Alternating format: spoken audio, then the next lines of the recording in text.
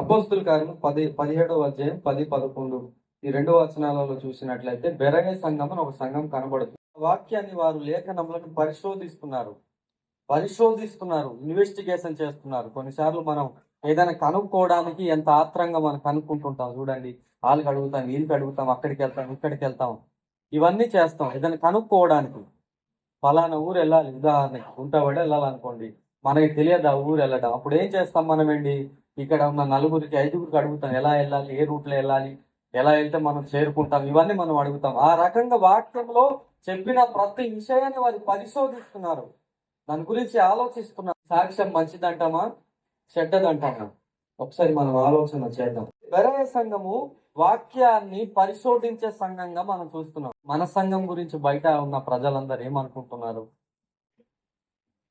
ప్రార్థన చేసే సంఘమా, వాక్యం కలిగి ఉన్న సంఘమా, అసలు వాక్యం లేని సంఘమా, ప్రేమ ఉన్న సంఘమా, ప్రేమ లేని సంఘమా, విశ్వాసం ఉన్న సంఘమా, విశ్వాసం లేని సంఘమా, పరిశుద్ధంగా ఉండే సంఘమా, అపరిశుద్ధంగా ఉండే సంఘమా? సంఘం గురించి ఎలాంటి సాక్ష్యం ప్రజలు కలిగి ఉంటున్నారు? ఇప్పుడు మన గురించి ఏమనుకుంటున్నారు సమాజంలో ఉన్న ప్రజలు? సాక్ష్యం అనేది చాలా ప్రాముఖ్యం. మన గురించి బయట ఉన్న వ్యక్తి ఏం మాట్లాడుకుంటున్నాడు, మన సంఘం గురించి బయట ఉన్న వ్యక్తి ఏం మాట్లాడుకుంటున్నాడు అన్నది ఒకసారి మనం పరీక్షించుకోవాలి.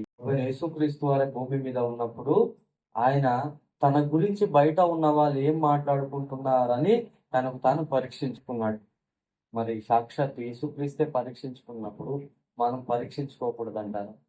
యేసుక్రీస్తు ప్రభువారు ఆయన భూమి మీద బ్రతికినప్పుడు తన యొక్క ప్రవర్తన ఏంటి, తన యొక్క వ్యక్తిత్వం ఏంటి అని బైబిల్ గ్రంథం మొత్తం మనం చూస్తే అర్థమవుతుంది. మరి అంత గొప్ప పవిత్రత కలిగిన నీతిమంతుడు ఒక్కడునూ లేడు అన్న ఈ భూమి మీద నీతి కలిగిన వ్యక్తిగా, నీతిమంతునిగా, ఏ తప్పు చేయని వ్యక్తిగా భూమి మీద యేసుక్రీస్తు ప్రభువారు బ్రతికిన మనిషియే నా గురించి బయట ఉన్న ప్రజలు ఏం మాట్లాడుకుంటున్నారని అడిగినప్పుడు మనము ఇంకెంత అడగాలి? రోజు అడగాలి. అలాగనుకుంటే ఏమంటారు? రోజు అడగాలి. ఈ రోజు నా గురించి బయట ఉన్న వాళ్ళు ఏమంటారు మాట్లాడుకుంటున్నారు. ఈ రోజు శుక్రవారం అడిగామనుకుంటే రేపు శనివారం, మళ్ళీ రేపు కూడా నా గురించి బయట ఉన్న వాళ్ళు ప్రతిరోజు కూడా అడిగి మనలో ఏమైనా మార్పులు చేసుకునే పరిస్థితి ఉంటే మార్పు చేసుకోవాలి. ఉదాహరణకు అడిగామనుకోండి, అడిగిన తర్వాత అతను నీవు ఎక్కువ కోపడతావు, లేకుంటే నువ్వు ఆ రోజు నన్ను అలాగన్నావు కాబట్టి నువ్వు ఇలా అబద్ధం మాట్లాడుతావు అన్న తర్వాత నీవు నా గురించి ఇంత ఘోరంగా చెప్తావా అని ఆడ మీద ఫైర్ అయ్యామనుకోండి, జీవితంలో ఇక మనలో మార్పు రాదు. బయట ఉన్న వాళ్ళకి అడుగుతాం, అడిగిన తర్వాత వాళ్ళు మనలో ఉన్నటువంటి లోపాలు చెప్తారు.